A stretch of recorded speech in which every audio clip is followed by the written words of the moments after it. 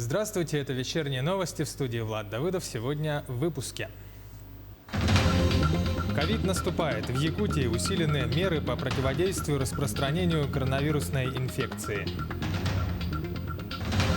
Развитие северного завоза. Вопрос обсудили в Якутске в ходе научно-практической конференции в рамках Северного форума. Знак долгожителя ЮЕСА. С участницей Великой Отечественной войны якутянка Любовь Калабина отметила 100-летний юбилей.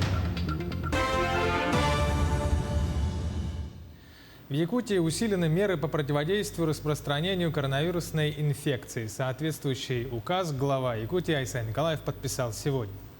Согласно новому указу, на территории республики запрещается проведение досуговых, развлекательных, зрелищных, культурных, физкультурных, спортивных, просветительских, рекламных и иных мероприятий.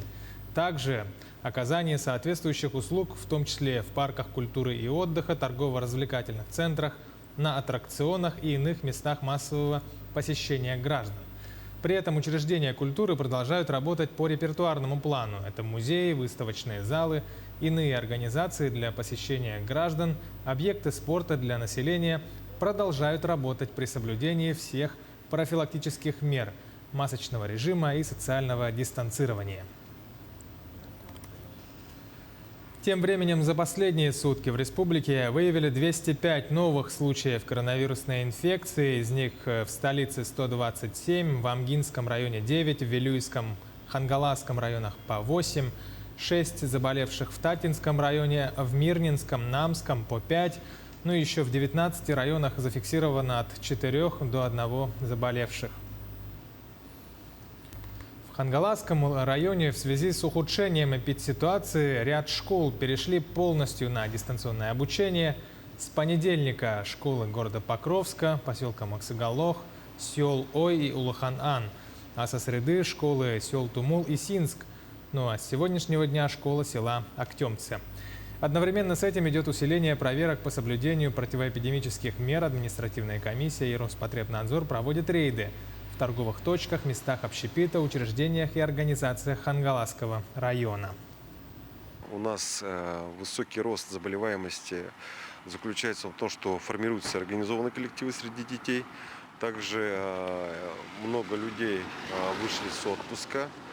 Ну и также идет определенные, ездят в город Якутск, торговые комплексы, и идет контакт с большим количеством людей. Ну и также у нас эпидсезон гриппа ОРВИ. Но это все как бы накладывается сверху, и идет у нас подъем. Переходим к другим темам. Возбуждено уголовное дело в отношении заместителя руководителя управления экономической безопасности и противодействия коррупции МВД Республики. По данным следствия, должностное лицо причастно к незаконному обороту драгоценных металлов, промышленного золота на территории республики в крупном размере. Якутским городским судом в отношении него избрана мера пресечения в виде домашнего ареста. Расследование уголовного дела продолжается.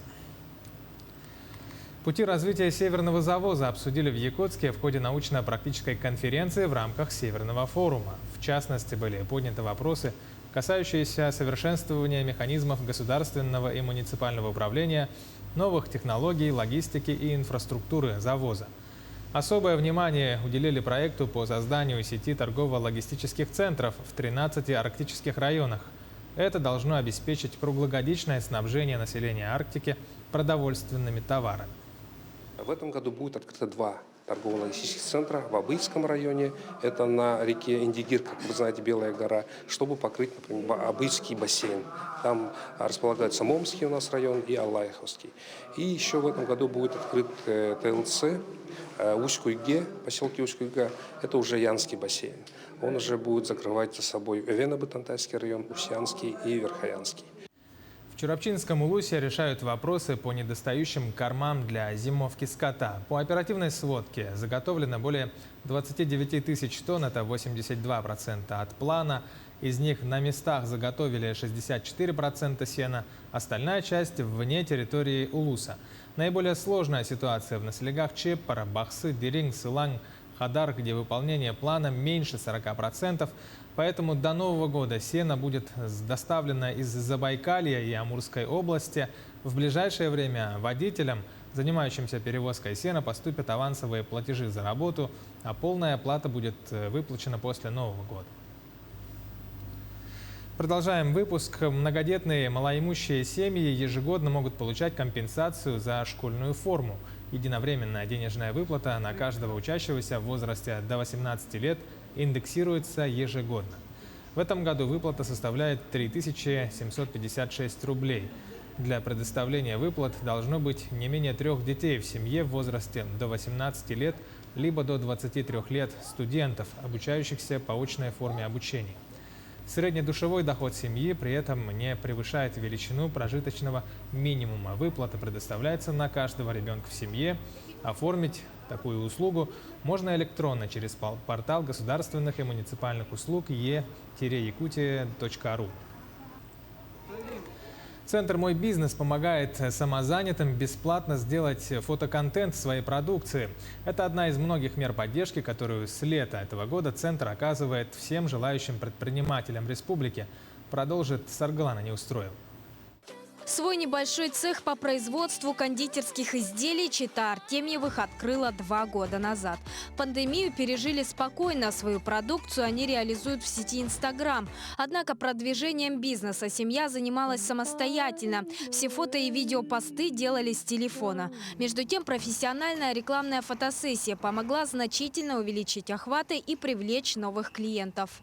Это очень важная услуга, потому что сейчас вообще контент играет важную роль в продвижении.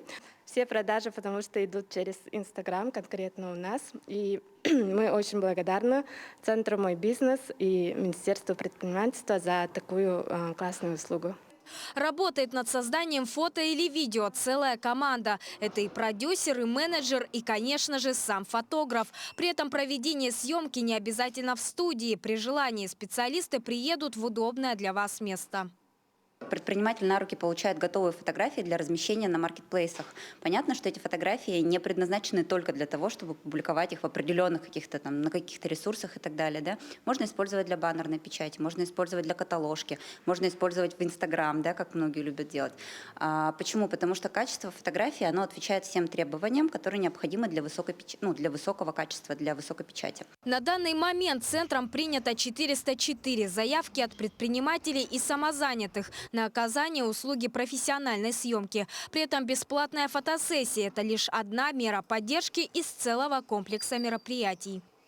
В этом году мы запустили ряд мер поддержки для предпринимателей нашей республики. И можно разделить 3 категории. То есть поддержка самозанятых, предакселерационная программа и акселерация. Со всеми этими комплексными услугами они могут обратиться к нам, «Мой бизнес». Мы находимся, очно могут прийти, проконсультироваться и сразу на месте подать заявку. Вся информация у нас висит на нашем портале малого и среднего предпринимательства, портал b14.ru. Получателем услуг от центра может стать любой желающий предприниматель или самозанятый. Данный комплекс мер поддержки должны реализовать до конца текущего года. Однако количество квот на каждую услугу строго ограничено. Сарглана Неустроева, Семен Семенов, Якутск. Известный русский писатель, историк Леонид Юзефович прибыл в Якутск. Писатель является автором документального романа под названием «Зимняя дорога». Роман повествует о малоизвестных эпизодах гражданской войны в России, описывает героический поход сибирской добровольческой дружины из Владивостока в Якутию.